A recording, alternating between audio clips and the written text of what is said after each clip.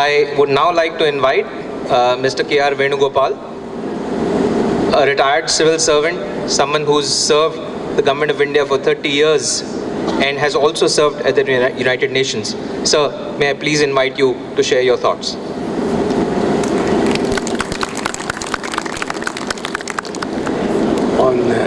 On anything significant, but I'm very honored to be called upon to be invited to come here and even say a few words.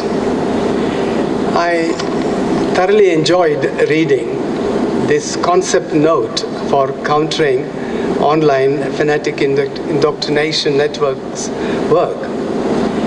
It is a brilliant piece of paper which conceptualizes perhaps the greatest civilizational challenge that the world has faced, certainly after the Second World War. When I say civilizational challenge, I don't mean between civilizations, because I don't subscribe to the theory of there being wars between civilizations today. But this is a challenge to every civilization that we have, whether Hindu, Muslim, Christian, whatever.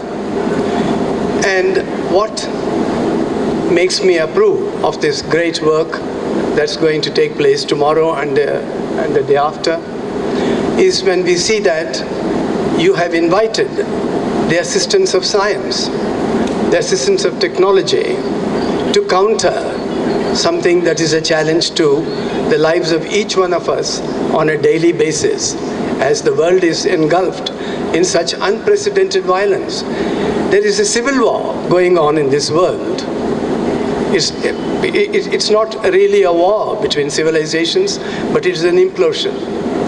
And that Dr. Mazhar Hussain and the US consulate here chose to counter this using the same social media, which has been the breeding ground for creating these kinds of differences by ill-informed people.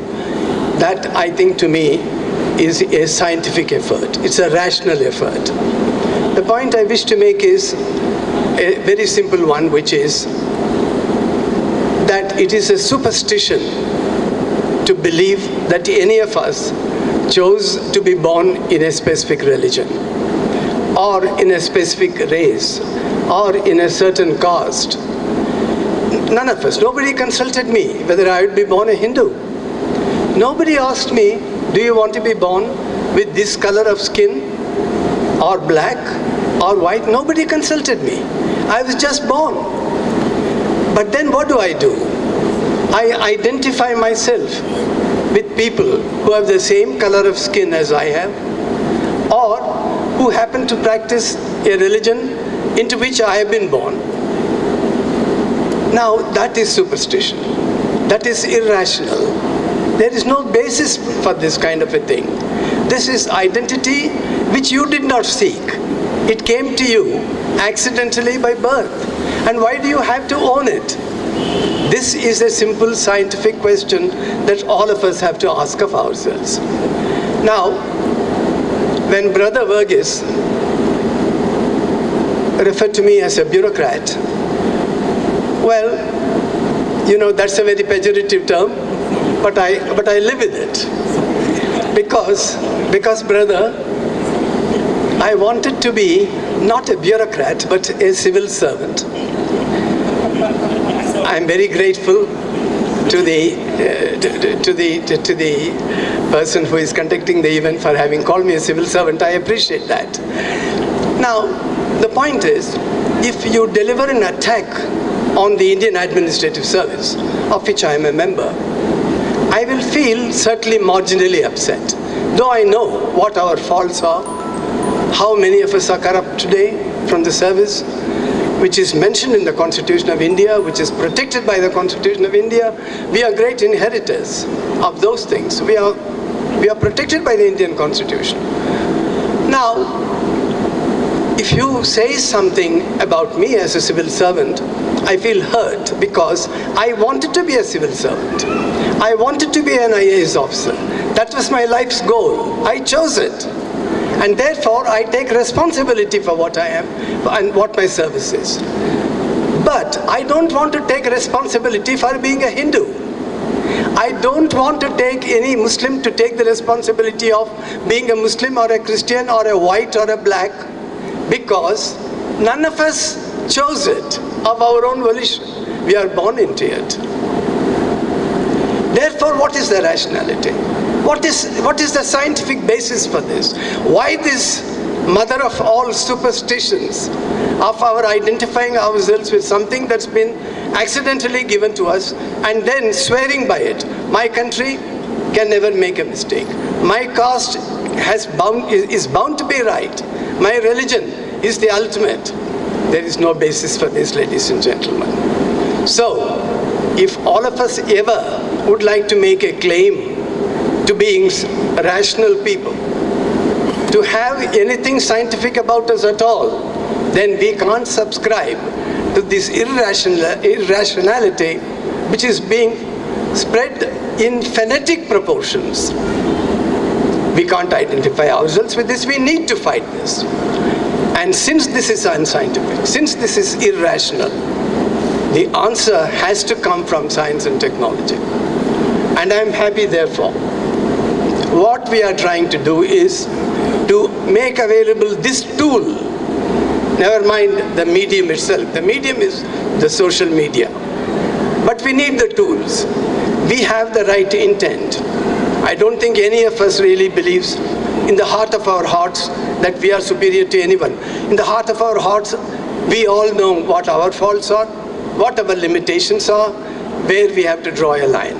But when it comes to this superstition overtakes us, and then we think that we are superior to everyone else. Fire has to be fought with fire. This is what the US Consulate and COVA are trying to do. Make available the tools. Educate us. It doesn't matter. Of course, I am chronologically disadvantaged. And as brother himself said, no, we belong to a generation when we didn't have this. But I should think we thank God for that. Because today, the social media is in your living room, is in your dining room. I'm sorry to say it is in your bedroom today. It is creating so much havoc. You know, the lives of young people, young women, the youth, young men, their lives are being hijacked. We need an antidote, and this is the antidote. Tomorrow what we are doing, that is the antidote. And I hope that these 2 days, as you lend these tools, as you make available these tools, as you tell the educated ones as to how we counter this, I also hope, like the Vice Chancellor mentioned, we will also bring this point into focus, which is that we have a constitution in India. The Americans have a constitution. Many democracies have constitutions, written, unwritten. But more importantly, we have the Universal Declaration of Human Rights. We have the international covenants, declarations. Now, what do they all tell us? What they tell us is that we are all born equal. And that is a self-evident truth. That's what the American Declaration said. And that self-evident truth gives us, as the American Declaration said, unalienable rights to be equal. Now, that equality cannot be violated. So, taking equality and the dignity that attaches to equality as the starting point, I think in the coming 2 days of your training, that philosophical truth that we are all born equal, that life, birth is an accident as far as these racial differences, color differences, gender differences, caste differences are concerned. If that also will be communicated and interiorized, then technology comes to our aid in fighting this irrationality. If we could do that, sir, we would have fought perhaps the greatest battle of this generation. Thank you very much.